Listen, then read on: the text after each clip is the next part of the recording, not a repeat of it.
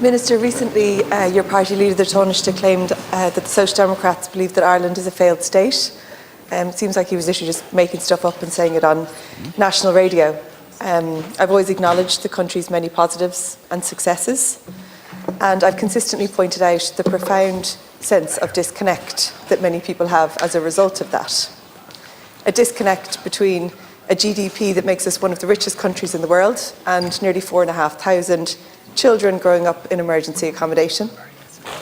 A disconnect between full employment and 500,000 adults living in their childhood bedrooms. A disconnect between a €24 billion surplus and nearly 600,000 people living in poverty.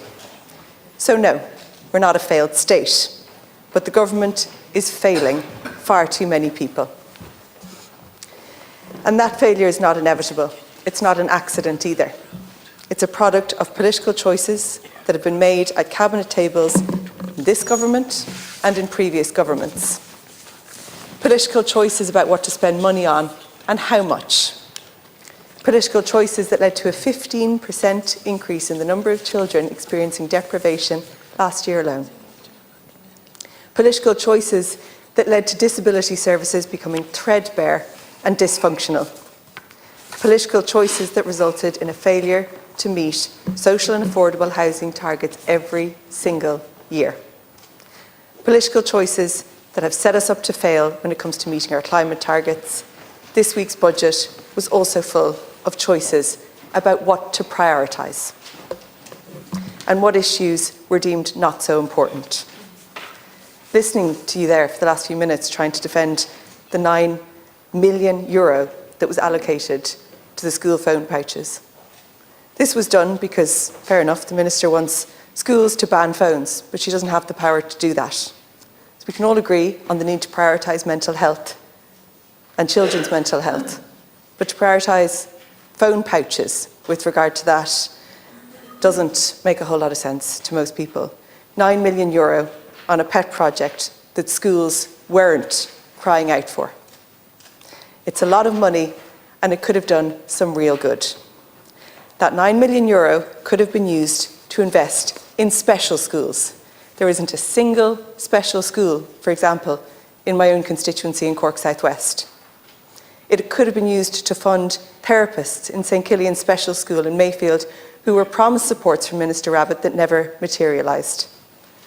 There have been no occupational therapists, speech and language therapists or behavioural therapists in that special school or any other since 2020 when you entered government. The Taoiseach said he disagreed with the decision that resulted in the therapists being removed from schools. Well, a Fianna Fáil minister holds that brief. A Fianna Fáil TD is the Disability Minister and you are the Finance Minister. What has been done about it? Nothing as far as I can see, while children with additional needs are repeatedly failed not by anonymous systems but by political choices. Minister, do you even at the very least accept that your government has failed these children with additional needs? Thanks very much, Deputy, and acknowledge the difficulties that many families face when it comes to access to therapies, supports and assessments of needs in communities across our country, and that's something I see in my own constituency office, and I know all of us collectively share the priority in trying to advance progress when it comes to people with additional needs and disabilities. From an education perspective, you referenced Minister Foley and what she has sought to advance in Budget 2025. And there's an unprecedented €11.8 billion of investment in education and schools in Budget 2025. And the education budget contains €2.9 billion of funding for special education, which will make a difference for those with additional needs and support the provision of additional places and progress for many families and children. The provision of free school books to all students in the senior cycle makes a difference when it comes to the affordability of education across our school system. €75 million increase in capitation funding, which supports schools and communities across our country who need improved core budgets. over €100 million in additional funding for the school transport system, for example, and 1,600 more SNAs and 750 additional special education teachers. That makes a difference for pupils and students with additional needs, particularly in the special education area. And that's why we have sought to advance that in the context of Budget 2025. You referenced the investment when it comes to the mobile phone pouches. And as I've said to Deputy Doherty, this is about investing in wider, in the support of mental health and well-being policy in schools. We have to give a practical outworking to this initiative, which parents have reflected concerns about this at second level for many years. And this enables schools by supporting them to actually implement such a policy. When it comes to the area of disabilities, Minister Rabbitte has been steadfast in securing a much greater disability budget. And if you look at the investment in disability since 2019, it's increased by 52%. And there's a clear commitment of this government to help support those with disabilities and their families. Not only are we speaking about the UN Convention of the Rights of People with Disabilities, but we're ensuring that the increase in spending is delivering real improvement in the lives of children with additional needs. And this year there's a record €3.2 billion of funding specifically in the disability area. And there's a focus on obviously assessments of need, therapies, and ensuring that we recruit the frontline staff who do make a difference. And I recognise that the wait times for many children with disabilities are too long in communities across our country, that they're not getting the level of intervention that they require. But the investment and the prioritisation for Minister Rabbitte will increase the number of frontline workers in the Children's Development Network teams, for example, and that will help through the budget that we've allocated. The Taoiseach told disabled people that they would feel seen by this budget, and in your reply there you just said that we all share the feeling that it needs to be prioritised. I would ask you, Minister, if you genuinely think the children who are waiting and their families to access Children's Disability Network teams, do you think they feel prioritised or seen from this budget? Do you think that people who were hoping the motorised transport grant for disabled people that was axed over a decade ago might be reintroduced in this budget, do you think that they might feel seen? Do you think disabled people who are unemployed, disabled people in Ireland, that we have the lowest employment rates for disabled people in all of Europe, do you think those people feel seen in this budget? Was anything done for them?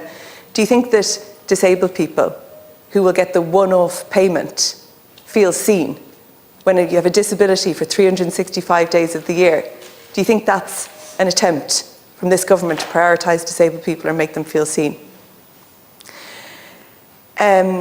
Last year, when we got the budget announcement, first of all, we heard from Anne Rabbitte that there was an allocation of 195.1 million. Then the Minister for Finance at the time, Michael McGrath, said that it was 200 million. And then after Alva Keneally, the journalist, examined it a little bit more closely and got answers from the department, it turned out that it was actually only additional 64 million. So can you give me an exact figure of how much of the figure that you've highlighted there is actually additional funding this year, or will we have to leave it up to journalists to establish the reality of the allocation for disability this year? Thanks, Deputy. And as I've said in my previous answer, this year's budget is a record of €3.2 billion, which is an increase of 11.6% on 2024. And that's been set out to me from the department involved. And what that will result in is further progress on a lot of the initiatives that have been established by Minister Rabbitte. So, for example, the waiting list initiative in the first half of this year, there's been improvement in the number of assessments of needs completed, which is a 28% increase on the same period of last year. Regional hubs have been established across the country and are operational. And there's strong oversight from Minister Rabbitte to ensure that there's delivery and a much greater progress in terms of oversight with all of the various CHO teams right across the country. And through this budget, there will be further progress for people with disabilities this year and next year. We have a substantial cost of living package complemented with core social protection allocations from Minister Humphreys, which are very specifically focused on people with disabilities, their carers and their families. And this government wants to do more, particularly to support improvement in frontline interventions for those who have been waiting too long.